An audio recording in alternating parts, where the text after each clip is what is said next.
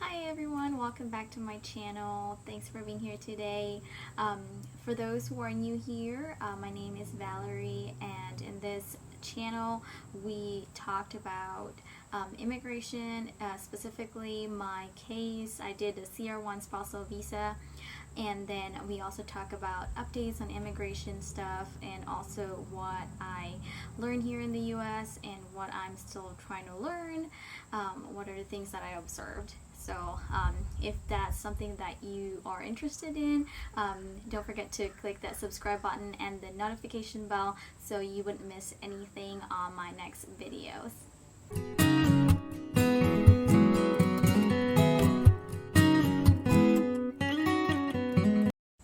Before I begin, I would like to thank everyone. We are at 600 plus subscribers. Thank you all so much. And of course, don't forget, if you have any questions, to comment that down below. And if you have any tips that you want to share to others in this channel, go ahead and comment that down below. I've seen that you guys are letting me know if you are approved on your interview and how it went and everything, so I really love that. Thank you so much for sharing that for everybody else as well to learn. Today, as you can see, the setup is we're in our back patio. So it's really hot right now, but it's nice because we're surrounded by nature, and you can probably hear the cars going by, and also there will be, like, behind the mountain here is they have this shooting range, so you can hear gunshots and everything, but it's okay, we're safe. And also you can probably hear the birds and the crows. They're so loud, so this is gonna be an interesting video. Let's get into it. Alright, so today's topic, we're going to be talking about US Visa Commonly Asked Questions Part 2. Alright, so number one is, I know I made a video about this. I can put the link down below as well for you guys to watch. The first one that's commonly asked is, what are supporting documents do you need to bring for your interview? So I'm just going to give you like the breakdown. I'm not going to dig into it. I'm just going to show you gunshots. I'm just going to show you. And by the way, this patio set, we just bought this yesterday. We're so glad we got this on sale. Oops. But I'm so glad that we have this finally after, I think, 2 years of living in this house. We're finally able to really use the patio, because before we only have this just chairs, and it's not really comfortable. So oof, it's really hot. Like right now, oh, I'm like, where's my phone? I'm using my phone to record, of course. I think right now it's at like, so right now it's 77 degrees Celsius. Sorry, not Celsius, Fahrenheit. Oh my gosh, can you imagine if it's a Celsius? So right now the temperature is 77 degrees Celsius. It doesn't feel like 77. It feels like even more. In the Philippines or other countries, we use Celsius. So the conversion is 25 degrees, which is actually not bad. I believe like in the Philippines sometimes we can go up to like 35 degrees. But anyway, let's go back to our topic. So I have 17 lists of things or supporting documents that I brought with me for my interview. I would say that I just brought everything that we sent out to USCIS or NBC, all the documents. I just like compiled it all and kind of like label the case that I brought with me. So I would just, you know, like I would just be sure that just in case there's something that I missed, I have everything in there. Okay, so first one is the PSA Birth Certificate, and make sure it's original. Next is your PSA Marriage Certificate, your Cenomar.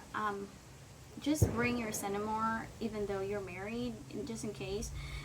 You are going to also bring AOM, or the Advisory in Marriage. That is your, basically that replaces your Cenomar, since you're already married, so you can't get Cenomar anymore because you're not single, right? So that replaces your Cenomar.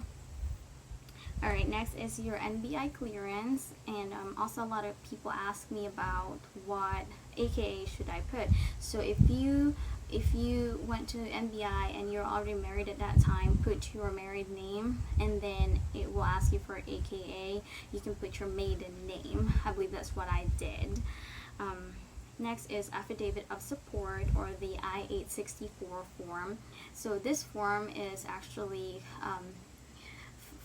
this is for your partner. So your partner fills out the form, they sign it and everything. So you can't really have an original copy unless your partner's mailed it to you, right? So they don't look for original copy for this, since you're not the one that filled this form out. So I only had the photocopy of the I-864. So I know for me that they didn't look for the original. They looked for it, but I have the photocopy. So a lot of you is asking if do you need the original copy. I would think you don't have to bring the original copy, since that copy is probably here in the US with your partner. And the next is, you can probably see my sweat. Pawis tayo, diba? Okay, next is your taxes, or the federal tax return from IRS. Of course, that's one thing that you also submitted when you start the process. So basically, these are all the stuff that you already did. So I just gathered them all up. Next is the W-2, which is like a summary of the annual income of your partner, if your partner is still currently working. So they should have this W-2. Next is, of course, your DS-260 page, your confirmation page with a barcode, your passport valid for 6 months, proof of relationship. This is the scrapbook. Just make sure to bring that, just in case they ask for that as well. For me, I also brought my educational documents, like my transcript of records, my diploma, all that stuff. I know they're probably not going to look for it, but better be safe than sorry. Alright. It's actually my records and my husband's records as well. So I just printed out all the things that he sent me, because since I can't have the original copies. Next is medical record, for the reason of expedite request that we did. So I made sure that I have all those documents in case they ask why did you have to expedite your case, what is going on, even though they already have those information, but it's good to just have it. And then bank statements, the most recent, if let's say you waited for about a year or something like that, so the bank statements that your husband sent to USAS or NBC could be already changed. So make sure, if you can, ask your husband to send you a PDF copy of the new statements. And the next is so this is just additional supporting documents that I brought. It's not like a requirement. You have to really bring this. So I brought pictures of the projects that my husband was making at that time for me. So he was making a desk for me at that time, and then at that time also we bought a house. So we built a house. So he sent me pictures of the contract and the house plan, how it's gonna look like and everything. So then I actually was able to show the consul when I was having my interview. I was telling her, hey, my husband actually is making me a desk. It's really good at woodworking, and we actually bought a house as well, so we're so excited. So kind of just like additional things that you can provide to the consul, but of course don't, like, maybe you're talking about a different topic and all of a sudden you're like, hey, you look at this, don't do that. So kind of just like connect it, if let's say, because she asked me, like, did your husband ever tell you about the place where he's living at, stuff like that. And I said, yeah, we live in the mountain and everything, and yeah. And then she asked, like, what are things that your husband likes to do? Then boom, so diba? So then I I started saying, oh yeah, he loves woodworking. He actually is making a desk for me, and then all that stuff. So it kind of just like, it goes with the conversation, not like intruding or changing the whole topic. Oh my gosh, it's so hot. Okay. Arte-arte ni ate niyo, diba? Okay. Oh my gosh. Sometimes I'm thinking, how did I survive in the Philippines? My husband, every time I complain about the heat, oh my gosh, you guys. I mean, right now he's mowing lawns, so I was gonna help him, but I was like, I'm gonna have to make a video. So I also brought with me the documents for my husband, like his passport, his driver's license, what else? His birth certificate and stuff like that. So kind of just compile like separately, like this is his, this is mine, and stuff like that. I think I saw the camera moved, so it's kind of windy, which is good because it's really hot. It's hot. Okay, so that's all the requirements for or supporting documents that I brought. I might miss some, but that's mostly it. Okay, so then next question number 2 from you guys. How long did it take me to complete the whole CR1 process? So the whole CR1 process from start to finish, I probably already answered this question from the previous video I did for commonly asked questions part 1, but I'm gonna let you know again in case you didn't watch that, but I'll put a link down below for you to see if you're interested on that one. So it took us, I would say, 7 months, maybe a little bit like in a few days. We started our case on February 10th of 2020, and then I received my visa on September 16th. September 16th of 2020 is when I received my visa. So yeah, so that's how long the process took for us. We actually are thinking that it took faster because there's a lot of people that did not start their process because they think it's COVID, and so they just didn't bother to go ahead and put in their application. Still very difficult, even though it went by fast. Question number 3. Kailangan ko ba pumunta ng Cebu para kumuha ng CFO? So, no, you don't have to go to Cebu. There are actually, I thought there was only 2 locations for CFO, but when I was like looking up things online, it came up that there are 4 locations that you can actually go to get your CFO. So I'm gonna put the link down below, but there's CFO Manila, there's CFO Cebu, there is the CFO Clark Extension Desk, and the wind, and then there is the Davao Satellite Office, so you can choose which ones you want to go to. Alright, I don't know what question number is this, but next is, what is the difference between AOM and Cinemark? I get this question a lot. As what I said earlier, it's basically, Cinemark is when you're single. So before you apply for marriage, you're definitely going to want to get the Cinemark because that's one of the requirements. After that, after you get married and you're on that process of your CR1, then you want to get your AOM, or advisory in marriage. What that is if when they look up your information, they will see that, oh, you got married here in the Philippines, so PSA has a record of who did you marry and where is your wedding. So that information. So it kind of like replaces your Cenomar. So, but still, for me, I just bought my Cenomar anyway, just to be safe. So that's the difference of the AOM and Cinemark. So next question is the contact information for U.S. Embassy in Manila. Like, how do you reach out? For me, they actually reach out, well, hold on. I reach out to them first because, I actually sent them my expedite request first, and then they told me, hey, it's not on our side yet, so you have to send it to NBC. But I sent them, I used the email, I sent the email, IV Manila replies at state.gov.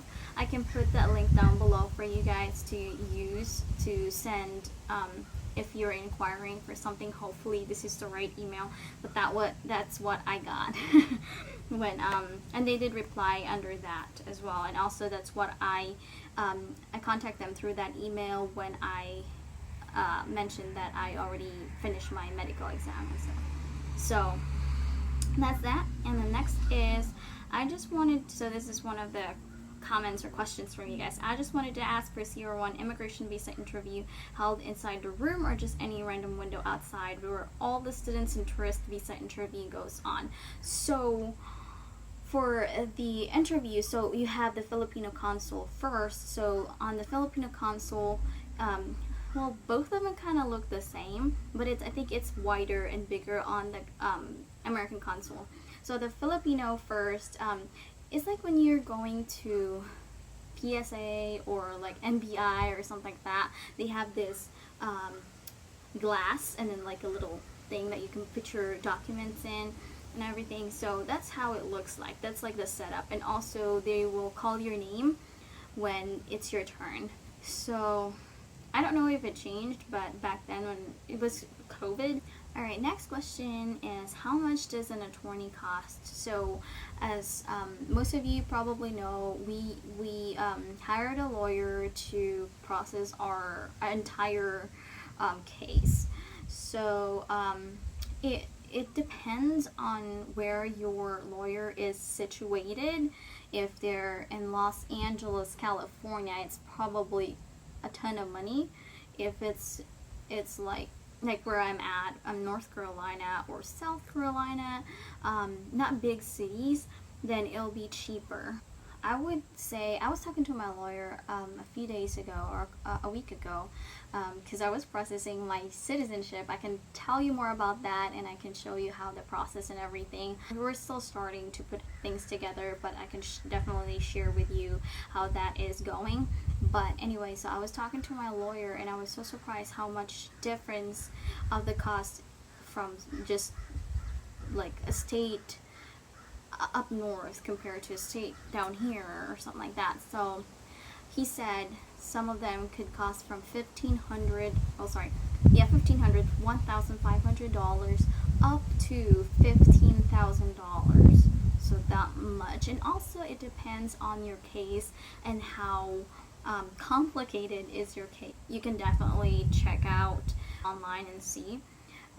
If you want to know my attorney's contact information, you can DM me on my social media accounts. I can also put that on the link below. Alright, next question is, when can I get my CFO certificate? This is a good question, and I actually didn't know about this until a few months ago. You can actually get your CFO certificate before you start your visa application, and it's actually it doesn't expire. So the certificate itself, it doesn't expire. So that's a good thing. So you can start it, and even if your case takes a year or so, you're still good. You don't have to do it again. So just make sure you keep the certificate, because when you get your visa, then you have to get your sticker still. And that sticker, I believe, is only valid for 6 months. Alright, next question is, how long did it take my case until it was documentarily qualified? So as what I said, we started our case on February 10th of 2020, and then we received that we are documentarily qualified on June 3rd of 2020. So it's about 4 months. Alright, next question is, how do we send our proof of relationship? I did a video on how to make your proof of relationship. So how to send it, you can create a PDF file of that, make sure that it's in order, and then you can send a PDF file on the website where you have to send all those documents. Next question is, did I receive a yellow packet when I had my interview? So I did not. They said everything is going to be electronic, which is a little nerve-wracking because when I went to the US, my port of entry in Los Angeles, they looked for a couple of documents, and then and then I have to wait in that room for about 2 hours. So I don't know if I had the yellow packet, if that would happen or not. So I mean, I'm here, so it's all good as long as, I guess, you have those documents that they'll ask for. Make sure you have it ready when you go through immigration for your port of entry. Next and the last question for today is where to book the medical examination. So we do the medical exam at St. Luke's Extension Clinic. I believe this is the only clinic that you can go to in order to get your medical exam. I don't think there's any other clinic in the Philippines that you are allowed to use. I'll put the link down below, but it's the https://selc.ph/registration/us/. Okay, so I'll put the link down below for you guys, but that's where I booked my appointment for my medical exam. So yeah, I think that's it for today. I think it's starting to kind of cool down because of the wind right now, and it's really nice. So that's it, you guys. So if you have any more questions, of course, let me know in the comments, and also if you have tips or anything to add on the things that I just said, feel free to do that so everybody else can know what other things they can do for their case as well. So I hope this is informative for you guys, and I hope this would help you with your case. Congratulations to those who pass, and thank you for letting me know on the comments. I am really happy and excited every time somebody says that, hey, I'm approved, thank God. So I'm just really happy to be able to share my experience, and also to see that my experience and my videos are helping you guys. So yeah, that's all for today. Thank you so much. I'll see you next time. Bye.